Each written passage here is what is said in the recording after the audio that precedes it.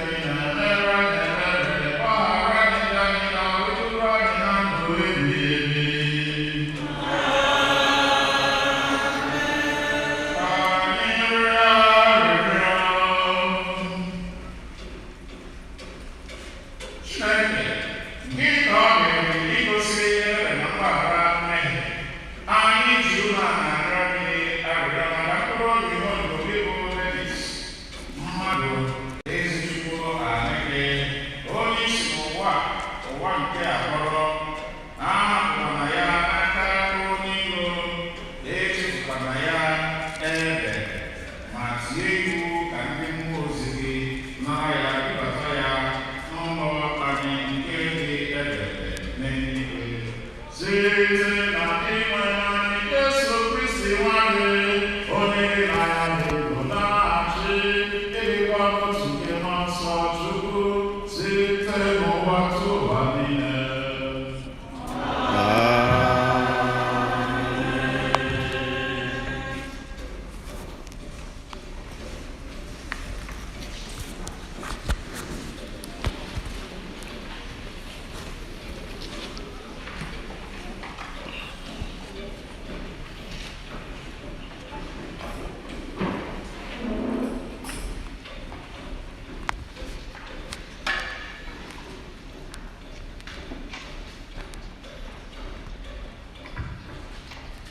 The first reading.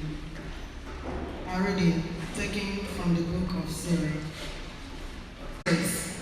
Unparalleled since nations, first to come into existence.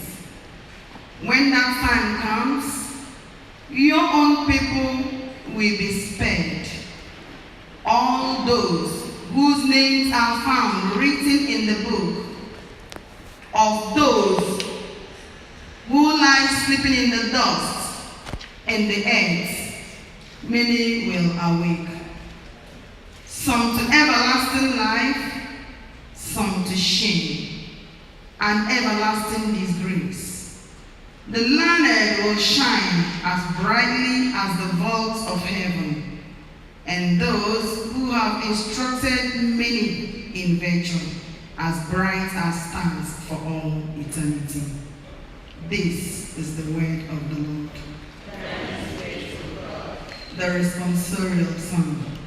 The response is, one day within your courts is better than 1,000 elsewhere. One day within your courts is better than 1,000 elsewhere. One day within your courts is better than 1,000 elsewhere. One day within your cup is better than 1,000 elsewhere. One day within